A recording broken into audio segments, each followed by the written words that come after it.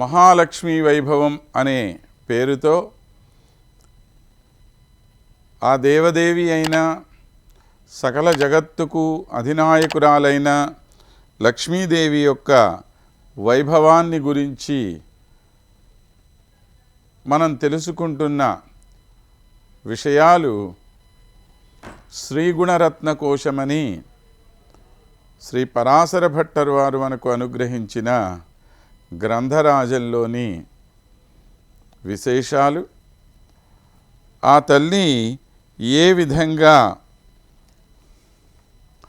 మనల్ని ఎన్ని రకాలుగా కటాక్షిస్తున్నదో ఇందులో తెలియచేయటం జరుగుతూ ఉన్నది.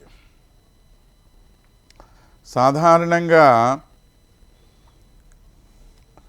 ఎవరినైనా కీర్తించాలి అనంటే వీరిలో ఈ గొప్ప గొప్ప గుణాలు ఉన్నాయండి, ఇంత మంచి గుణం ఈయనలో ఉండటం చేత ఈయన గొప్పవాడయ్యాడు అని ఆ గుణములు ఈయన్ని ఆశ్రయించి ఉండటం వల్ల అతను గొప్పవాడయ్యాడు లేదా ఆమె గొప్పదయ్యింది అని మనం చెప్తూ ఉంటాం సాధారణంగా.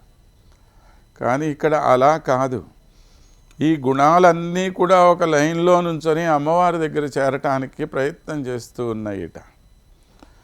ఎందుకని అంటే ఏ గుణాలైతే అమ్మను ఆశ్రయించి ఉంటాయో ఆ గుణములకే మంచి గుణములని పేరు. ఒక దయ అనే గుణం ఉందనుకోండి, అది అమ్మవారిని ఆశ్రయించి ఉంటే దానికి గొప్పదనం, లేకపోతే దానికి గొప్పదనం లేదు.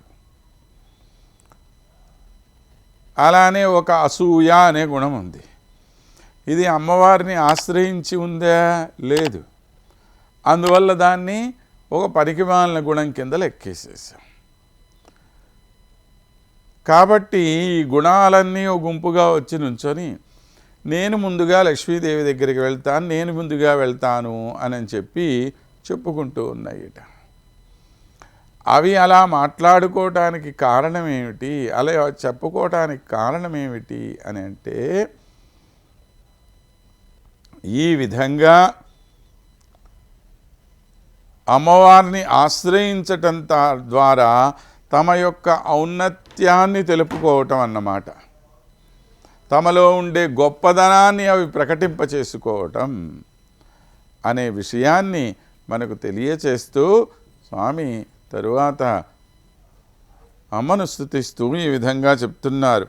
రతిమతి సరస్వతి ధృతి సమృద్ధి సిద్ధి శ్రియ సుధా సఖి యథోముఖం చిచలిషే తవ భ్రూలత తతో ముఖమధ ఇందిరే బహుముఖీమహం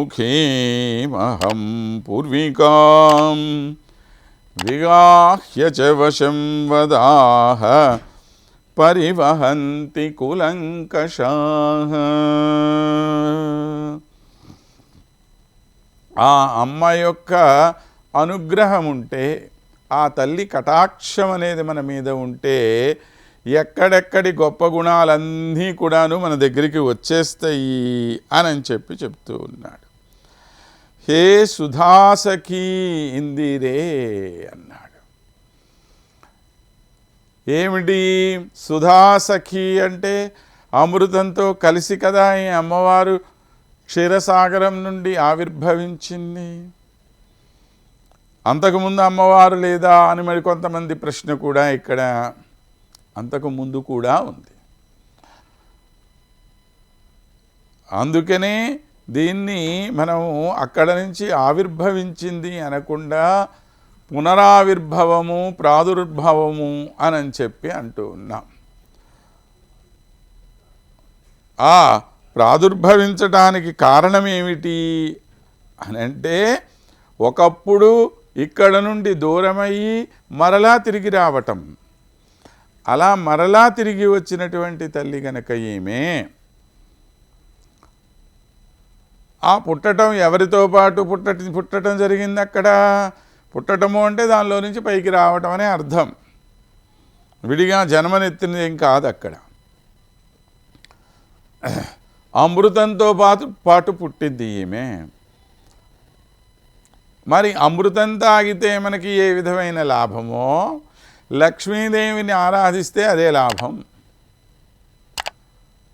అందులో ఉండేటువంటి సద్గుణాలే ఈ తల్లి యొక్క కంటి చూపు ద్వారానే మనకి లభించేస్తాయి. అందుకనే ఏమని పిలుస్తున్నాం మనం ఆమెని? హే సుధాసఖీ అంటున్నాం. ఆ అమృతానికి మంచి మిత్రురాలుగా ఉండేటువంటి దానా, అంటే అమృతము వంటి చల్లదనం, అమృతం వంటి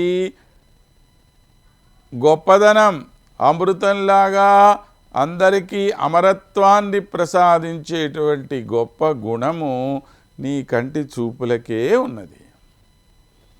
హే ఇందిరే, ఇందిరా లోకమాత మా రమా మంగళ అని చెప్పి అమ్మవారికి అమరకోశంలో నామధేయాలు.